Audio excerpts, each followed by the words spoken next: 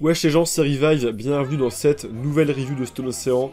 L'avant-dernière donc, qui va revenir sur les épisodes 35 à 37. De base, je pensais que ça allait être la review finale en faisant tous les épisodes plus le gros bilan. Mais je me suis dit que ça allait quand même faire un petit peu lourd. Étant donné que ces 4 épisodes-là, il y a énormément de choses à en dire. Là, la vidéo dure 30 minutes pour 3 épisodes, alors que celle d'avant durait 28 pour 5. Donc c'est pour vous dire que vraiment, ceux-là sont importants. Et surtout, je voulais marquer le coup, étant donné que l'épisode 38 est très important à mes yeux, est très important pour moi, est très important pour vous. Et donc, je voulais faire une review finale en bonne et due forme, qui sera très les émotions, je pense, mais on verra ça bientôt, donc. Je peux pas vous dire encore quand elle sortira, mais en tout cas, pour l'heure, c'est le moment de revenir sur ces épisodes qui couvrent donc la fin de Simoon et l'entièreté du combat contre Made in Heaven. En tout cas, l'entièreté du combat contre Made in Heaven dans cet univers-là, hein. Des épisodes donc que j'attendais énormément, qui représentent vraiment les choses sérieuses de cette fin de Stone Ocean, et sur lesquelles il y a beaucoup de choses à dire, donc je vais m'arrêter tout de suite, on va y aller sans perdre de temps, installez-vous bien, confortablement, puisqu'on est parti pour vivre un truc assez exceptionnel, ou tout du moins, vous faire revivre un truc exceptionnel avec mon regard et mon avis sur ces épisodes. C'est parti. Le combat contre Simoon se termine et Made in Heaven commence à se déclencher. Cet épisode est un réel tournant, rempli de scènes absolument cultes. L'arrivée de Jotaro, le déploiement de Made in Heaven, évidemment le power-up final, on va dire, entre guillemets, de Jolyne avec son anneau de Mobius. Des scènes que j'attendais de voir animées depuis tellement d'années, on y est enfin. Et il est temps de se régaler avec ce poulet, comme on dit. Alors il y a beaucoup de choses à relever, à commencer par l'effet de Pucci qui retourne son visage quand il esquive le coup de Diver Down, que j'ai trouvé encore une fois trop stylé, voilà. Ça va être l'un des derniers exemples de body horror réussi dans ce match-là et donc dans Stone Ocean, alors je le mentionne, voilà. C'est trop beau, c'est bien dégueulasse comme il faut, et c'est, comme j'avais pu le dire dans la review précédente, très fluide. Toutes les déformations dans Stone Ocean sont réussies, et celle-là était particulièrement graphique et classe, donc j'aime beaucoup. Et suite à ça est donc venu le temps pour Jolyne enfin de briller, enfin de sortir son power-up, entre guillemets encore une fois, final. C'est un peu le seul Jojo qui n'a pas le droit à une réelle amélioration de stand à une fin de partie, mais qui quand même fait un truc qui s'en rapproche énormément, vu qu'elle s'en sert d'une manière hyper originale, et que là en tout cas, dans cet animé-là, dans le manga c'était un peu moins le cas, mais là l'animé a clairement fait ce choix-là en fait, de mettre en scène cette attaque comme une sorte de power-up, dans le sens où en effet il y a vraiment un soin tout particulier qui a été apporté à l'apparition de cet anneau de Mobius, et c'est juste absolument trop stylé, voilà. Alors c'est beau, voilà, l'effet est sublime, le jeu sur les lumières bleues, hyper brillantes, qui se réfléchissent et qui viennent mais vraiment caresser la rétine comme jamais, marche super bien, et surtout ce que j'aime beaucoup c'est l'animation constante de l'anneau en fait, dans le sens où les fils sont constamment animés, en fait ils sont en mouvement constant, et ça nous permet de parfaitement nous rendre compte qu'en fait les coups sont renvoyés à l'infini, vu que c'est vraiment le concept de cette technique, et forcément le fait de le voir en mouvement, en animé, donc ça marche extrêmement bien, et on comprend d'autant plus comment marche ce pouvoir, donc c'est parfait, c'est très visuel, c'est très explicite, et c'est donc un anneau de Mobius qui est entièrement réussi. J'étais très content, j'ai eu des petits frissons quand c'est apparu, vraiment ça aurait pas pu être mieux sincèrement. Enfin si, ça aurait pu être mieux si le thème utilisé n'aurait pas été une OST de Stardust et aurait été, à la limite le thème de Jolyne, j'aurais pas dit non. Ça aurait été très répétitif, encore une fois, vous savez ce que je pense du thème de Jolyne. Il est excellent, il est exceptionnel, mais il est trop utilisé. Là pour le coup, évidemment l'idéal ça aurait été d'avoir une toute nouvelle OST spécialement faite pour ce moment-là, mais à la grande limite, le thème de Jolyne aurait pu marcher, voilà. C'est véritablement son moment, son gros moment de l'animé, et sortir le petit piano du thème de Jolyne aurait pu clairement fonctionner. Là c'est très dommage d'encore recourir à une OST de Stardust, ça atténue un peu la hype que j'ai pu ressentir pour la scène, même si en dehors de ça c'était absolument parfait, et que visuellement j'ai absolument rien à redire. Ce contraste sur les lumières et cet effet mis sur l'anneau, c'est juste parfait. Ça va mener à un échange de coups très stylé entre Jolyne et le père Pucci, voilà, plein de beaux plans d'animation assez fluides, et encore plus d'anneaux de Mobius qui va spawner sur Jolyne à ses différents endroits du corps, à chaque fois tous autant convaincants. Ça m'a fait aussi rire de voir Pucci sortir son gun dans l'anime, voilà, c'est un peu un mème, Pucci qui sort son gun pour se mettre à tirer sur Jolyne directement. Ça m'a fait marrer de le voir en animé, surtout qu'il y a plein d'autres nouveaux plans comme ce plan où il fixe la caméra. Je pense qu'il y a un petit potentiel mémesque avec ce flingue pointé sur nous directement, voilà. Mais évidemment, ces balles vont être arrêtées à temps dans ce qui est une des scènes que j'attendais le plus de Stone Ocean, l'une des nombreuses scènes que j'attendais le plus. Mais celle-là, putain, ça me démangeait. Depuis la fin de Golden Wind, où on attendait l'épisode 37 ou 38, je sais plus trop, il y avait des mèmes qui circulaient. Alors je sais pas si ces mèmes-là ont été faits à cette époque, ou s'ils dataient un peu, mais en tout cas c'est vraiment à ce moment-là où ça circulait beaucoup. Des mèmes où on voyait une planche de manga avec Dio qui venait sauver son fils Giorno, qui était évidemment une reproduction de la planche où Jotaro va sauver Jolyne. Et donc déjà à l'époque j'étais en mode putain, quand cette scène sera vraiment adaptée, je serai comme un taré, et ça y est, on y est. L'arrivée de Jotaro de Star Platinum est extrêmement réussie. Il y a des superbes dessins à ce moment-là, une expression faciale de Pucci et un coup que ce dernier va se prendre qui est absolument mais sublime. J'aime beaucoup ces dessins-là aussi. Il y a vraiment deux types de dessins que j'aime énormément dans Jojo, et c'est les deux types de dessins qui sont complètement à l'inverse. Les premiers, c'est ceux avec des énormes traits bien gras qui font bien ressentir une impression de puissance, et les autres qui sont des tout petits traits tout fins, qui souvent sont ceux qui sont animés de la manière la plus fluide. Voilà, c'est des traits qu'on retrouve par exemple dans le combat contre Risotto, dans la partie 5 que j'ai comme exemple.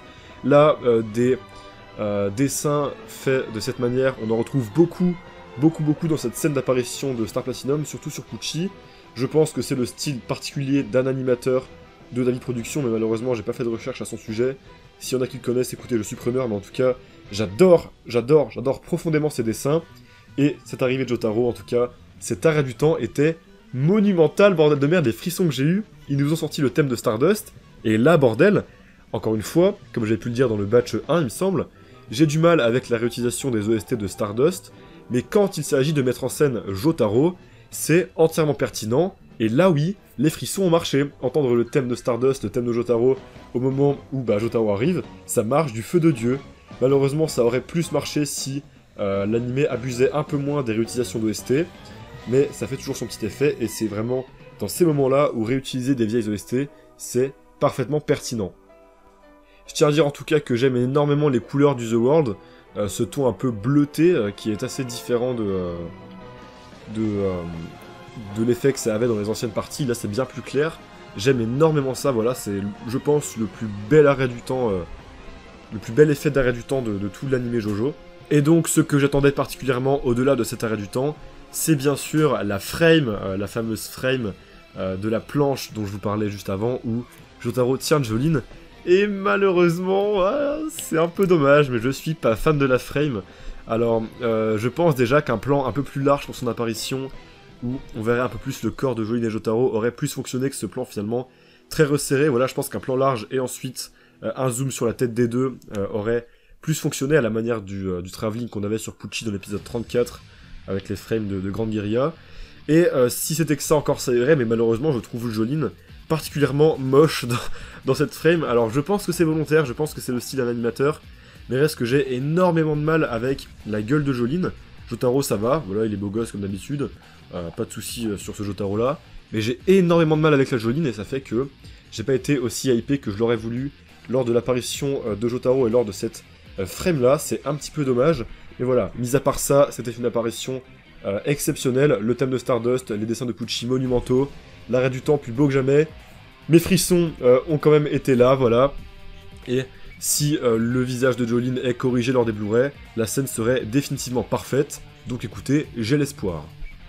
Dernière chose à remarquer quant à Jotaro, ce dernier n'a pas été nerf en fait, ce qui me fait me poser des questions, puisque dans le manga, en effet, quand il revient après ce long moment d'absence, Jotaro sera donc bien plus mince, bien plus faible, attaqué physiquement qu'au début de la partie, alors que là c'est pas du tout le cas, vraiment, il a presque le même, je vais dire le même modèle, mais t'as compris, hein, c'est pas de la CGI, mais bref, il est dessiné de la même manière qu'au tout début de la partie, et du coup ça me fait me poser la question de est-ce que ce nerf, entre guillemets, de Jotaro était volontaire de la part d'Araki, ou est-ce que finalement c'était pas juste l'évolution de son style à ce moment-là, qui fait que, naturellement, il se mettait à dessiner Jotaro d'une manière un peu plus fine. Il y a moyen que du coup ce soit ça, et ça me surprend un peu, vu que là, vraiment, il est dessiné de la même manière qu'au début, peut-être que c'est une erreur, et ça m'étonnerait vu comment David Production connaît Jojo et maîtrise le sujet. Araki supervise toujours évidemment. Donc ouais, c'est une petite surprise que j'avais. Je pense que le fait que Jotaro soit maigre à la fin de la partie 6 n'est pas volontaire, mais juste une évolution naturelle du style d'Araki, et je trouvais ça intéressant à relever. Et donc enfin, l'épisode va se terminer sur... il va se terminer sur l'apparition, ou tout du moins le début, la mise en place de Made in Heaven. Et bordel, c'est absolument magnifique. Quel putain de kiff. On a le droit donc à une OST entièrement originale. Et bordel, merci Dieu, merci Pucci finalement pour cette OST. Je voulais vraiment qu'elle soit originale. Je voulais une OST divine qui nous fait ressentir la fin des temps, la fin du monde. Et c'est véritablement ce qu'on a eu. Et mélangé avec ces putains d'éclairages de fumier. Putain, ces éclairages de fou furieux quand on voit Pucci s'élever dans sa navette. Qu'est-ce que ça fonctionne, bordel! Et c'est même pas qu'une question d'éclairage. Pucci, il est absolument sublime. Il y a une frame où il y a ses yeux qui ressortent un peu en violet. Et où il y a ces espèces d'arc-en-ciel qui est juste à côté. Jolene le regarde en même temps avec un regard mais absolument déterminé comme jamais. Enfin, cette scène est exceptionnelle. C'est vraiment la définition de l'ascension au paradis que Pucci recherchait tant finalement. Avec ses lumières étincelantes, ses reflets sur son visage, ses gros traits bien gras, voilà, en opposition avec ceux qu'il avait tout à l'heure. Et cette OST qui nous fait ressentir que putain, ça y est, quelque chose est en train de changer et on assiste à un véritable bouleversement comme jamais on en a eu dans Jojo. Et bordel, je suis trop content, cette scène d'introduction de Made in Heaven est absolument parfaite, pour le coup j'ai absolument rien à dire. Et je suis juste trop content, je mange trop bien, on a tous trop bien mangé. Et j'ai toujours du mal à imaginer que j'ai vécu cette scène. Évidemment, je pense que vous le savez, ça va pas aller en s'arrangeant niveau scène absolument exceptionnelle dans les 2 épisodes qui vont venir. Mais je tenais à mettre un point d'honneur sur celle-là, puisque c'est véritablement le moment où tout va changer. Le moment qui marque un véritable point de rupture dans Jojo, dans son océan et même dans Jojo au global. Et donc voilà, elle a été parfaitement réussie, je suis trop content. Et je pense que je pourrais la revoir de très nombreuses fois sans jamais m'en lasser, sincèrement. Merci David Production pour les travaux. Et maintenant, il est temps de voir à quoi tout ça va mener, puisque ce n'est que le début. Ça y est, Made in Heaven commence, ou plutôt Made in Heaven, voilà.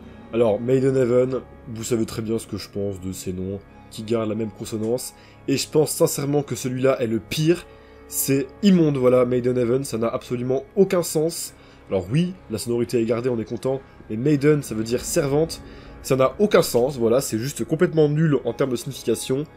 Je vais pas vous faire le débat et ma thèse là-dessus, j'ai déjà fait dans les précédentes reviews, mais je trouve ça vraiment pas bien, voilà. On reprend donc avec la fin de l'apparition de Made in Heaven, qui va véritablement apparaître pour de vrai, et pour marquer ça, on va avoir le droit à 2 changements. Le premier, c'est l'OST, qui va devenir le thème de Pucci.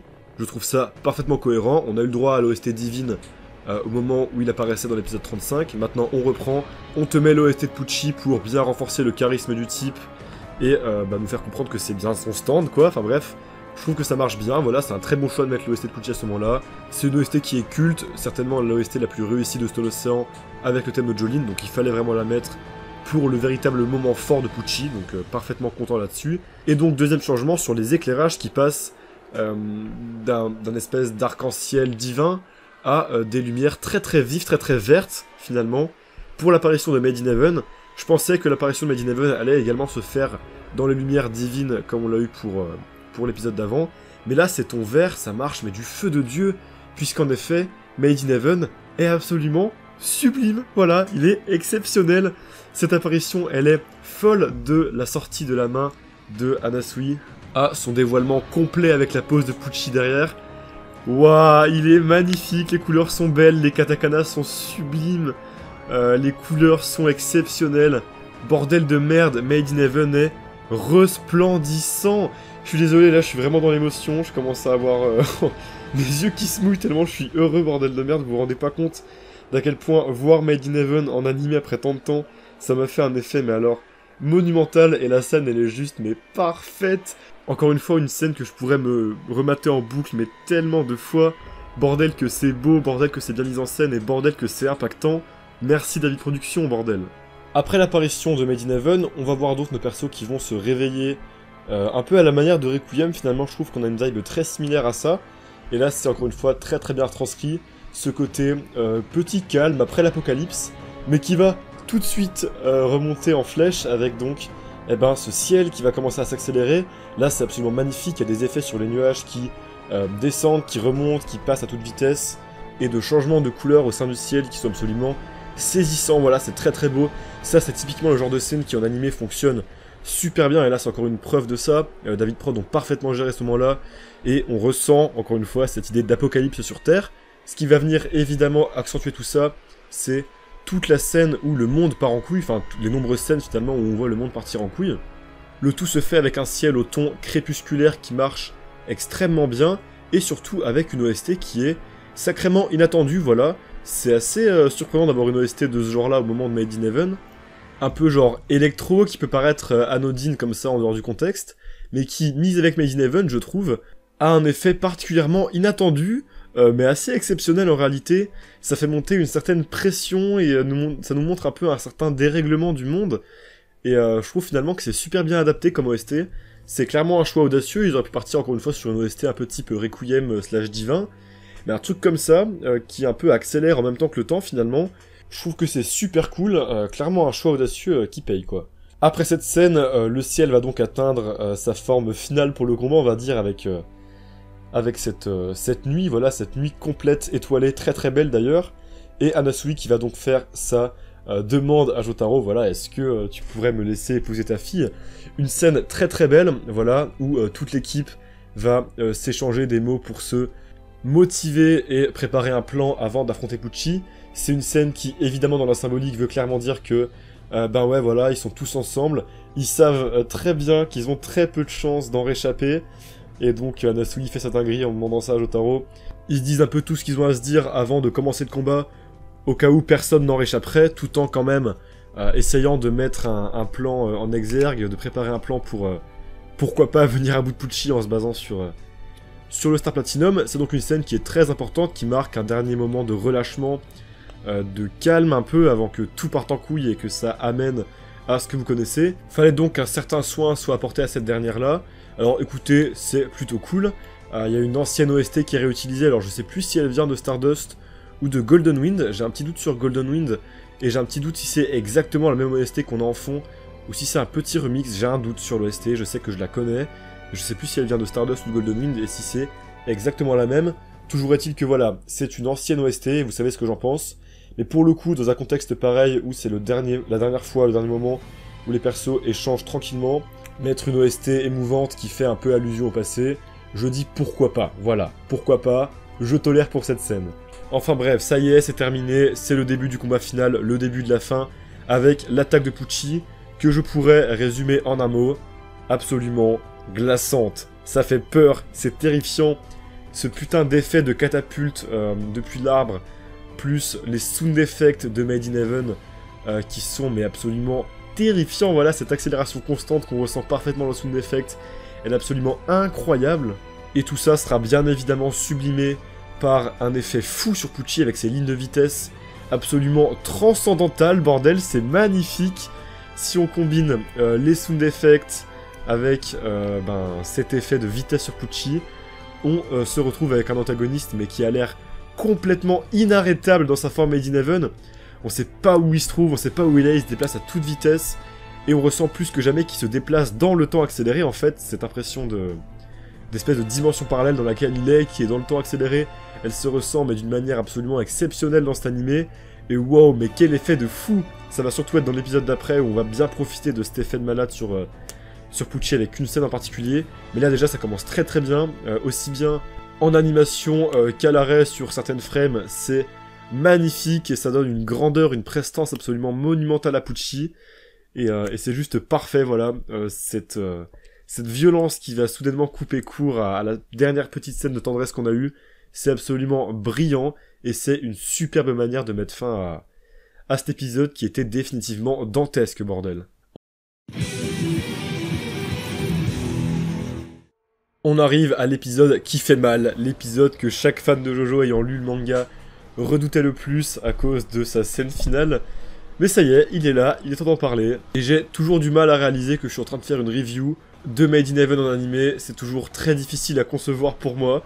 Mais écoutez, c'est la réalité, on y est. Alors juste, j'ai le sourire jusqu'aux lèvres. Et j'espère que ça se ressent. Surtout au vu de l'épisode de Malade Mental duquel je m'apprête à parler. Forcément que je suis heureux. Et j'espère que ma joie, mon bonheur profond est communicatif. Bref, on reprend directement avec ce que je disais juste avant, à savoir ce Pucci complètement inarrêtable. Alors avant toute chose, oui, il y a un petit plan très très beau sur Made in Heaven et Pucci. Made in Heaven qui me prouve encore une fois qu'il est magnifique en animé, qui est vraiment à un niveau de détail assez colossal. Une aura aussi avec Pucci bleu-violette qui marche extrêmement bien. Mais bref, oui, je disais, on reprend avec ce Pucci inarrêtable, ces énormes lignes de vitesse qui là en effet va bouger partout, tourner à toute vitesse autour de nos héros. Et là, bah, encore une fois, voilà, on sent que le type il est vraiment dans une autre dimension qui vit vraiment pas dans le même univers que le commun des mortels. Et ça, bah, Anasui va très bien le comprendre, avec ce qui est l'une de mes scènes coup de cœur de cet épisode-là, qui est un peu inattendu, mais bordel, qu'est-ce qu'elle m'a marqué. Anasui qui va donc demander sa main à Jolyne indirectement, vu qu'il parlait à Emporio. Et pourquoi je trouve cette scène brillante? Et ben pour les expressions faciales, et surtout, parce que ça c'est assez proche du manga, surtout le jeu du seiyuu d'Anasui, qui est absolument incroyable. Il a une voix toute tremblotante, toute hésitante, un peu en mode ouais je t'aime, tu vois, qui bah en fait vient clairement dire que il vient de voir Pucci le ref, il a vu à quel point il était dans une autre dimension et à quel point ça va être difficile de s'en sortir. Alors il dit ça en sachant pertinemment qu'il va crever dans les prochaines minutes, et on ressent à ce moment-là la détresse et la tristesse à la fois d'Anasui, et je trouve ça particulièrement beau, c'était assez inattendu. Je pensais pas que cette scène allait autant me toucher dans l'animé, mais bordel, le seiyuu a fait un taf monumental, et j'en suis très très content. Et juste après ça, on va avoir le droit à une nouvelle accélération, et ouah, elle est encore plus impressionnante que la précédente, je suis très sérieux.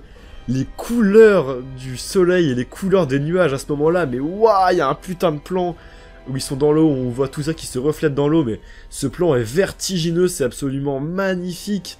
Alors là, sur les screens, vous pouvez peut-être pas vous rendre compte à quel point c'est incroyable, parce que c'est un screen de Netflix, mais en tout cas, quand le truc sortira en Blu-ray, et que je pourrai remater cette séquence d'animation sur ma télé en grand, en bonne qualité comme ça, waouh, mais qu'est-ce que c'est beau, bordel! Encore une fois, ceux qui disaient que les arrière-plans de Stone étaient moins beaux, ben je l'ai toujours dit, bordel, il fallait juste que ça attende d'arriver dehors, qu'on arrive à Made in Heaven, et là, bordel, ça rattraperait l'entièreté de Green Dolphin et des petites déceptions que vous auriez pu avoir.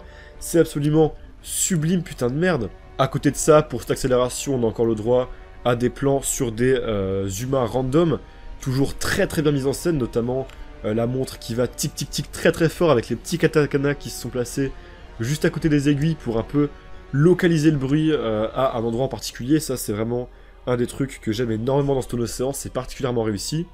Et également ce mangaka qui dessine vite, qui pète sa plume et qui fait la ref à Rohan. Voilà, alors évidemment, elle est encore là, fallait s'y attendre.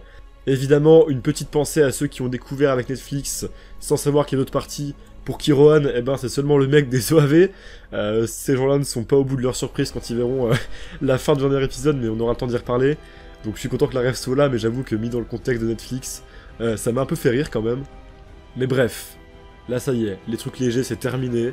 Il est temps d'enfin passer à l'attaque finale de Pucci, qui est, mais d'une violence, mais rare, putain de merde.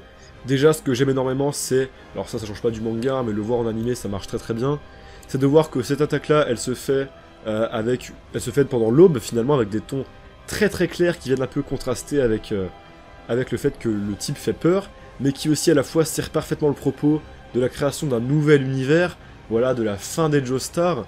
Ça marche particulièrement bien, et les couleurs à ce moment-là sont absolument sublimes. Et donc oui, l'attaque est hyper violente. Le plan où Pucci prend nos persos de haut, qui est culte dans le manga, je crois que c'est de là que vient le même A Bit Closer to Heaven. Il est très très beau, même si je trouve qu'il a des oreilles un peu proéminentes. Pucci, ça m'a un peu surpris. Et pourquoi pas, c'est sûrement le style de l'animateur, et c'est pas moche à proprement parler. Et ouais, voilà, gros sound effect hyper violent. Les morts de Anasui, pardon, j'ai eu un doute, de Anasui, Hermès et Jotaro arrivent en un rien de temps, en une fraction de seconde, avec des mouvements hyper rapides, violents et des sons mais absolument sourds.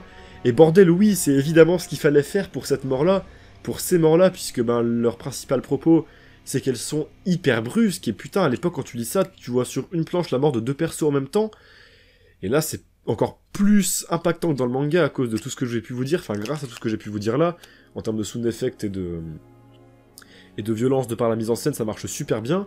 Au moment où Jotaro va mourir d'ailleurs, évidemment, il y aura le petit flashback avec Jolyne, qui parle un peu de son père qui n'a pas changé, qui marche toujours autant, et qui vient toujours foutre un seum monumental quand on voit que Jotaro, bah ça y est, il est mort. Mais à la fois, on n'a pas le temps d'avoir le seum, parce que juste après, on voit que Emporio est encore en vie, et que peut-être il peut survivre en essayant de s'échapper, de s'enfuir de Pucci. Et là, on va donc arriver au sacrifice de Jolyne. Waouh, putain de merde. À partir de cette seconde précise dans l'épisode, tout ce qui va suivre, c'est pas juste fiction, c'est pas juste parfait, c'est un putain de chef-d'œuvre de mise en scène, je suis très sérieux. Alors déjà, pour commencer avec le sacrifice de Jolyne, les décors sous-marins sont absolument resplendissants, bordel de merde, c'est magnifique, c'est tombleté, c'est détail dans tout ce qu'on peut trouver dans l'eau, et la qualité des dessins du visage de Jolyne, de Pucci, d'Emporio, de ce que tu veux, la fluidité du dauphin, waouh, c'est absolument magnifique, ça flatte la rétine du début à la fin, et c'est un pur régal. En termes d'OST, c'est pareil, on a le droit à une toute nouvelle OST, merci Dieu, qui, encore une fois, bordel, il y en a pas beaucoup, mais à chaque fois qu'il y a une nouvelle OST dans Stone Ocean, elle est à chaque fois carrément dingue, et là c'est encore le cas. Une OST que je pourrais parfaitement utiliser en conclusion de chronique, quand je fais mes petits moments un peu émouvants à la fin, tant elle est puissante et tant elle colle parfaitement à la mort de Jolyne, qui est à la fois si héroïque et si brutale, quoi. Ouah, putain de merde, j'étais pas bien, j'étais triste, je la connais cette fin, mais j'étais pas bien. Ils ont même sorti des notes un peu plus orchestrales qui reprennent une partie du thème de Jolyne au moment où elle meurt. Qu'est-ce que c'est symbolique, qu'est-ce que c'est beau, et qu'est-ce que ça m'a fait de l'effet, putain de merde. Et je parle même pas du niveau d'animation qu'on a au cut où elle meurt, où elle fait donc sa pose légendaire et où Pucci lui fonce dessus comme une fusée, un cut qui est désormais pas mal connu déjà, qui a beaucoup circulé sur Twitter, et a raison parce que ce cut est complètement dingue, voilà, mais je tenais à en parler. Enfin bref, cette mort, elle est absolument légendaire, j'ai rarement eu autant d'émotions en voyant une scène de Jojo, sincèrement. Ça rattrape entièrement la mort de Weather Report qui était un petit peu expédiée. Là, expédiée en soi, elle l'est dans la durée, mais à la fois, c'est normal parce que c'est le propos, mais elle l'est absolument pas dans le soin de sa mise en scène qui est absolument dantesque, voilà. Donc je suis juste trop heureux d'avoir pu vivre une scène pareille.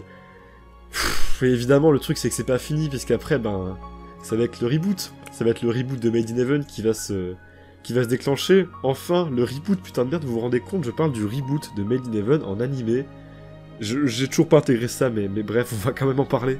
L'OST précédente, l'incroyable OST précédente, a l'air de reprendre, de continuer dans ce reboot, en nous montrant donc, encore une fois, des personnages random aux 4 coins du globe, qui voient le soleil faire un arc de cercle, et c'est absolument brillant, sublime. Le fait de voir tous ces personnages lever les yeux au ciel et suivre du regard ce soleil qui part en couille, qui fait un tour complet du nord au sud de la planète, de l'entièreté du globe finalement, tout ça pour finalement arriver sur Emporio qui regarde aussi ce soleil-là, mais sauf que quand Emporio il le regarde, eh ben ça y est, tout va s'écrouler, on va voir les corps de Hermès et Jotaro dépérir lentement avec des dessins d'une beauté rare, sincèrement, et enfin donc tout ce monde-là s'écrouler tandis que Emporio essaie de survivre, de s'accrocher tant bien que mal à ce dauphin. Et putain de merde, mais qu'est-ce que c'est vertigineux, ce putain de plan où t'as la terre qui se déchire en deux, et où finalement Emporio rentre dans ce bordel où on voit tous les animaux, toutes les espèces d'animaux qui flottent dans un tourbillon aux couleurs absolument magnifiques. J'ai eu un putain de vertige en voyant ces plans, les couleurs sont exceptionnelles. Voir une telle composition en animé, le tout en mouvement avec une telle OST en fond, je pense que je vais pas m'en remettre avant un certain temps, et je pense qu'on aurait tout simplement pas pu faire mieux comme reboot, bordel de merde. Surtout qu'évidemment ça va se terminer avec Emporio qui va arriver dans la prison de Grindolphin Street, avec tout ce bordel là, tout ce climax qui va s'arrêter d'un coup pour nous mettre dans une situation qu'on ne comprend pas, qui est à la fois calme et à la fois qui fait peur. C'est une mise en scène absolument dantesque qui marchait dans le manga mais qui là marche encore plus parce que tout est si soigné, tout est si bien timé, les OST sont si bien gérés, tout est si beau en mouvement que l'effet, il est bien plus grand, bien plus impactant que dans le manga, alors qu'on parle du putain de reboot de Made in Heaven, je sais pas si vous vous rendez compte. Donc, waouh, je suis tellement satisfait, mais alors, tellement satisfait. Jamais j'aurais ressenti un tel sentiment de fin du monde, de désespoir et de fin, tout court, oui, de fin, même pas de fin du monde, juste de fin, c'est la fin. De fin dans Jojo et presque même dans aucun animé. C'est absolument grandiose, j'ai pas les mots pour décrire à quel point le niveau de cet épisode, particulièrement du reboot de Made in Heaven, mais de tout ce qui s'ensuit, du sacrifice de Jolene, à la révélation d'Anasui en passant par la mort de Jotaro, tout est brillant, tout est parfait, sans absolument aucun défaut dans cet épisode 37, qui est définitivement l'un des plus grandioses de tout Jojo. Je suis carrément dithyrambique là, et si je pense que oui, en effet, c'est les émotions, c'est la passion qui me fait dire ça, je pense quand même qu'objectivement, et j'ai pu l'expliquer aussi en quoi, hein, quand même, c'est un épisode qui est exceptionnel. Évidemment, le fait que je sois fan de Jojo depuis 5 ans et de voir ça enfin en animé, ça me fait quelque chose d'encore plus fort qui renforce l'affect que j'ai pour l'épisode. Mais je pense quand même au-delà de ça, au-delà de mon côté fan, c'est objectivement exceptionnel, techniquement, et dans ce que ça raconte bien sûr. Donc je m'en prive pas, voilà, j'ai aucune honte à dire tout le bien que je pense de cet épisode-là, même si certains pensent que je peux, pourquoi pas, manquer un peu d'objectivité.